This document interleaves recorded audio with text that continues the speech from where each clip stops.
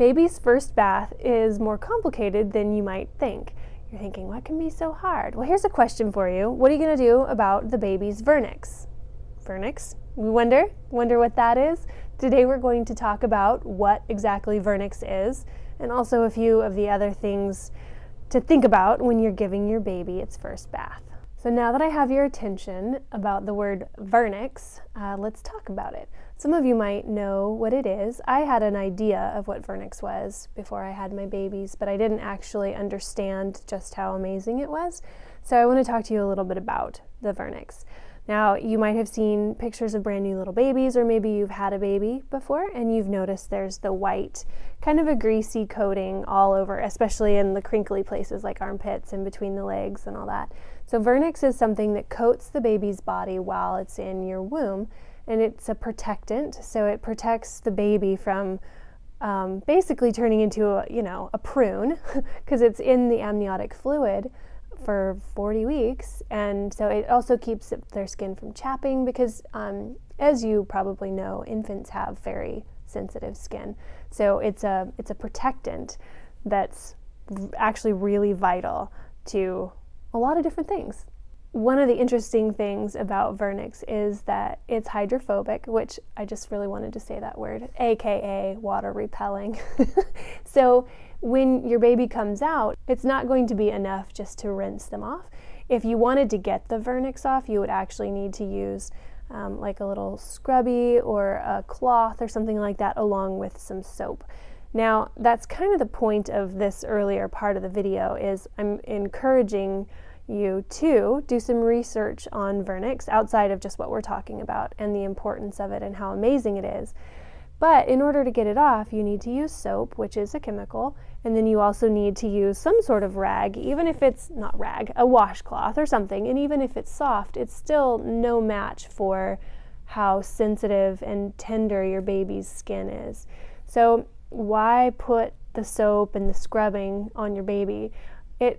Other than for aesthetics, there's actually really no good reason to rinse it off. In fact, there's a few really good reasons why you might want to wait. From what I've been reading, popular articles are saying that hospitals are now, some hospitals, all hospitals, I don't know, I didn't birth my babies in hospitals, but they're starting to try to wait up to about 48 hours because they're finding out that the vernix actually plays a really important role for a newborn. And one of those roles is it's like a barrier, and it protects the baby from risk of infection. And it's also, which I think is super cool, there's anti-inflammatory properties to it. And it's just basically like a protectant over your baby's fresh, sensitive little skin. The other great thing about the vernix is that it also can help with temperature control. Now, I don't understand the ins and outs of all of this, but anything that's going to help my brand new little tiny baby manage itself, I don't want to fiddle with that. And it's not dirty, like I mentioned. It's just it's kind of like a greasy substance, and you actually can kind of massage it into their skin and let it stay there. There really isn't actually any reason to wash it off, other than for the fact that they look like they have too much sun lotion on or something like that, or the sunscreen in the little crevices. When I had my first daughter, she was born in a birth center, and she was born in a tub. And as I mentioned, water is not enough to get the vernix off, but when she came out of the water, the amniotic fluid and any little bits of blood that was on her skin had been washed off, but we didn't do any scrubbing or anything. We left the vernix on. And so I took her home, and they say, as far as bathing your baby once you take baby home, not to submerge the baby in water until the umbilical cord falls off, just because they want to make sure there's no risk of infection or anything like that. And so that's fine. It takes, I don't actually remember, it takes, I don't know, maybe a week or two for the umbilical cord to fall off. And so we just kind of gave her, we didn't actually even put her in the water. We would just take cloths and wipe her off, because babies don't really get very dirty. Even if they have a diaper explosion, it's not that difficult to clean them up. You don't need to, they don't really need baths. And so the other thing is, I was overwhelmed and tired, and I didn't want to do a bath. But when we eventually went to give her a bath, there really wasn't any of the vernix left. It had been, it had kind of rubbed off naturally, and I had massaged some into her skin, and she had great skin. I mean, my other baby did too, but she had really good skin, and I'd like to think that part of that is that we left that natural coating on, so we didn't need to do any lotion, we didn't need to put anything foreign on her skin in those really sensitive first few weeks. Okay, so back to giving your baby its first bath. So you get baby home, the umbilical cord's off, and you're ready to actually give them a bath where you submerge them partially in the water or put them in the sink or whatever that may be. So there's a few things to think about, and I guess I didn't really pay much attention to this the first time around, but it actually is kind of important, because you think, oh, well, what's hard about giving a baby a bath? Well, everything. They're tiny, they're wiggly, they're kind of greasy and slippery, especially when you get them wet, especially if they still have that vernix, because it's like Vaseline almost. So, and then you got to make sure the water's not too hot, and then what soaps, blah, blah, blah. There's a lot to think about. So first thing let's talk about really quick are the different options for the bathers, I guess you could call them. So I went on Amazon, and in the description below you will find the links about what we're talking about. And there's really a couple different options. The first option is you can do an actual tub. And so it's basically like an old school trough, but it's just this little cute plastic tub that you put water in and you set your baby in it. Those are great because you only use X amount of water and they can't really go very far. So it's not like they are going to slip and fall so much because they're in their own little tiny tub. Not such a great option if you want to be able to bathe them with their siblings and other things like that. The next option, there's a couple different varieties of this, but it's a seat. It's a little bather seat, and so there's the back and then the place where you put their bottom, and some of them fold and some of them set in the sink, and some of them will sit in bathtubs, and so it's kind of up to you. It depends on what kind of kitchen sink you have. It's nice to have that option to do the kitchen sink, because sometimes, especially if you only have one baby, it's nice to be able to do the bath in the sink because you're not using as much water, and it feels a little bit more manageable because you're actually standing right there with them versus being on the ground and leaning over. Or when they get a little older, you can put it in the tub, so it's a little bit more versatile that you can do kind of both. So there's the little bather seats, and then the last option, I haven't ever actually used one of these, but I always wanted one. I thought they were really cute. They're called the Bath Lotus. And so lotus is a flower, and it's exactly right. It's basically this foam, padded, beautiful, meant to get wet type of bath flower. And you set it in the sink, and the petals are what they lean up against and so they don't bump their little heads.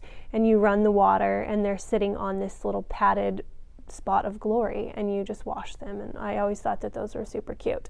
So as I said, all the links for those are down in the description below, so you can read the reviews. I love Amazon reviews.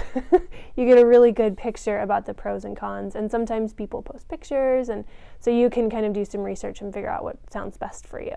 The next thing I'm only going to talk about really briefly, because I feel like this is something that every mom has to kind of figure out. You've got to just decide what's going to work best for you, and that is, what kind of soap are you going to use? We have a kind that we used for both of our babies, and I like it. I like the smell. The list of ingredients is, I mean, I don't know. It's almost like if that kind of thing is concerning to you, it's almost like pick your poison. So unless you are going to make your own soap or not really use any kind of soap, there's always going to be a little something in the ingredient list where you're like, why is that in there? But you just kind of pick what feels most appropriate to you.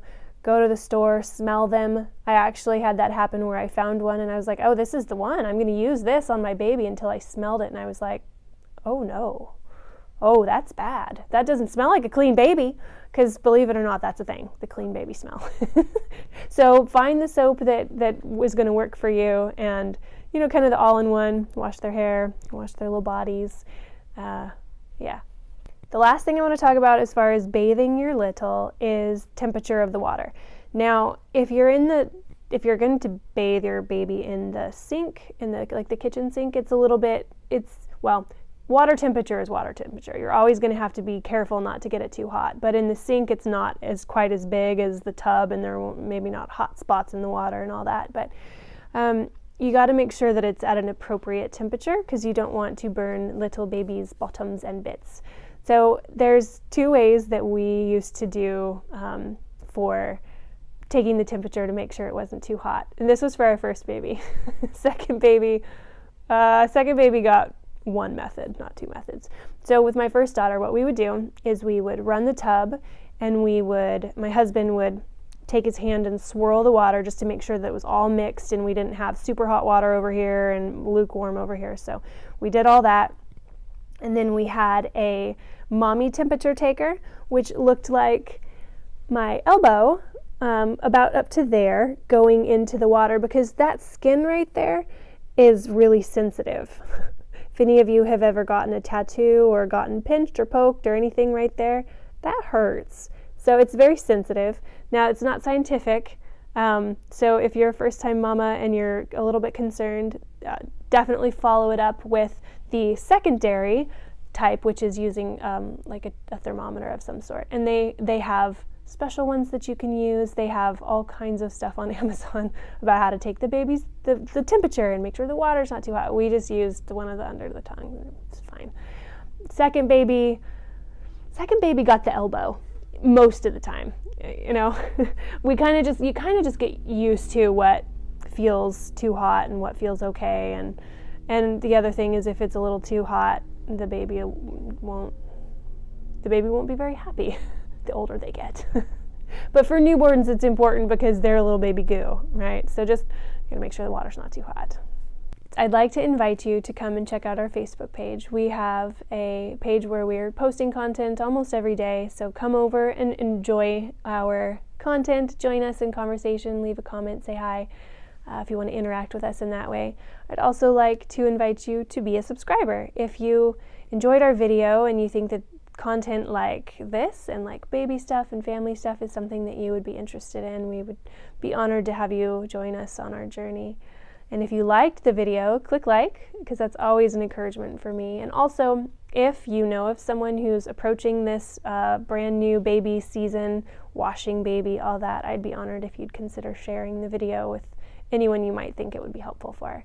That's it, guys. Thanks so much for watching. Hopefully we will see you next week with your notification once you become a subscriber. We do a video every week, so hopefully we'll see you next week for that one. Thanks. Bye.